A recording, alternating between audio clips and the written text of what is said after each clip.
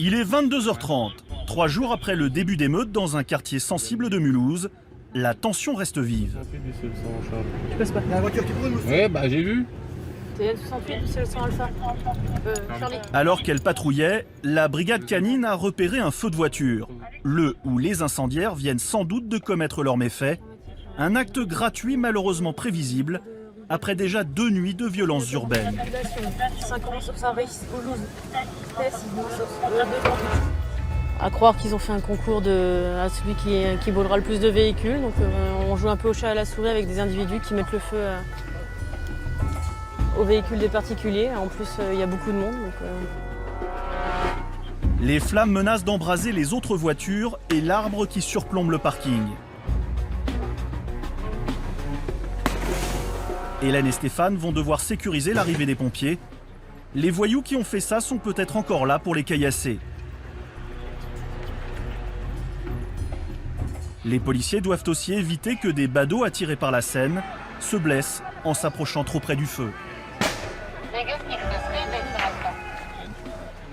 Lorsque les pompiers arrivent quelques minutes plus tard, pas de caillassage. Hélène et Stéphane sont soulagés. Les soldats du feu peuvent opérer en toute sécurité. Les risques d'une explosion de la voiture sont minimes, car les véhicules modernes sont spécialement conçus pour l'éviter.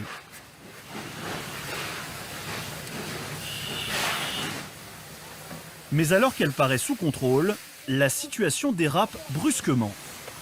Mais c'est pas possible, quartier de merde! Putain, putain, je vais le tuer! Le premier qui j'attrape, je le tue! Putain, venez, venez! Putain! Putain de voiture neuve! Mais j'y crois pas! Cet homme hors de lui, c'est le propriétaire de la voiture. Sa femme et son fils sont en pleurs. Le véhicule était neuf. Il devait partir en vacances 1 semaine plus tard. Les policiers arrivés en renfort ont beaucoup de mal à le raisonner. J'en taperai un ou deux, j'en prends, mais j'en taperai un ou deux. Vous êtes même pas sûr d'avoir celui qui vous a fait ça. Donc il faut. Vous avez. Monsieur, s'il vous plaît. Monsieur. Qui t'a parlé toi là-bas? Ça sert à absolument rien. L'homme est persuadé que le coupable est peut-être encore dans le groupe qui regarde la scène. Il veut absolument se venger et décide de contourner le barrage de police. Fou de colère, il risque de commettre un acte irréparable. Hélène et Stéphane sortent alors leur chien pour disperser l'attroupement avant son arrivée. Vous reculez, monsieur.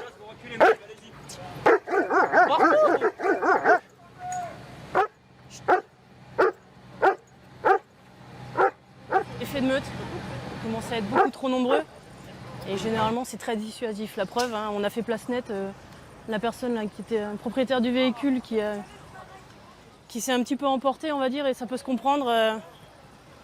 Ça évite qu'elle se retrouve face à peut-être une centaine de personnes rapidement. On a refait place nette.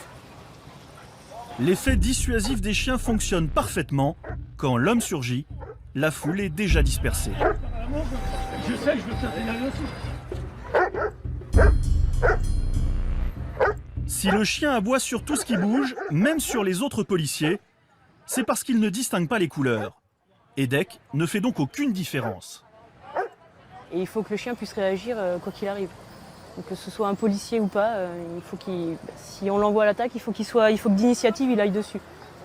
Donc ils ne sont pas du tout entraînés. De toute façon, ce serait, je pense, je suis peut-être pas assez qualifiée pour ça, mais assez difficile, on va dire, de leur faire reconnaître l'uniforme. Vers 1h du matin, le quartier s'apaise enfin. Mais cette nuit-là, d'autres voitures brûleront encore. Un phénomène malheureusement récurrent dans tous les quartiers difficiles de France. Une nuit comme celle-là, des feux de véhicules, ça peut se compter.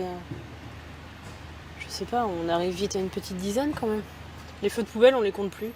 Ça va tellement vite à allumer que c'est quasiment tous les soirs.